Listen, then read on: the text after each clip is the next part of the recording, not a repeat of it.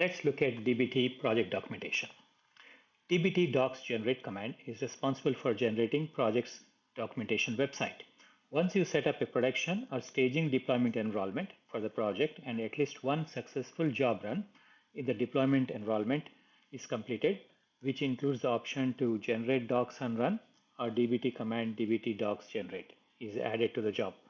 The project documentation website will be available on the job's main page or in dbt Explorer section. Let's look at it on dbt.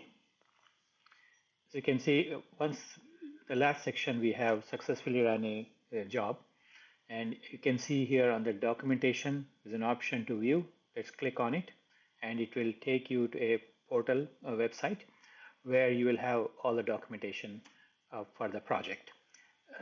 You'll have the project sources, cust sources. Those were all the sources defined, like the data types, the origination, data platform database is, data platform schema is, and the credentials, account admin credentials were used, and the source tables there. And you can click on each source table and you can see the data types, the names, the descriptions of it. And you can see the code which is used to get from the sources,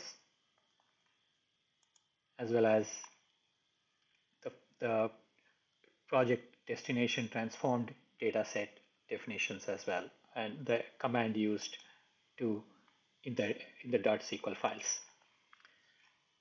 It's pretty good tool. It automatically generates the documentation, and you can even search on a specific column or a table, for example, cust ID. So searching here will show you where the cust ID is reflected in any of the models in the whole entire project, in all the models. Our customer name, for example, or customer ID, customer name. So these are the different places where customer name is used. So that's pretty much about documentation.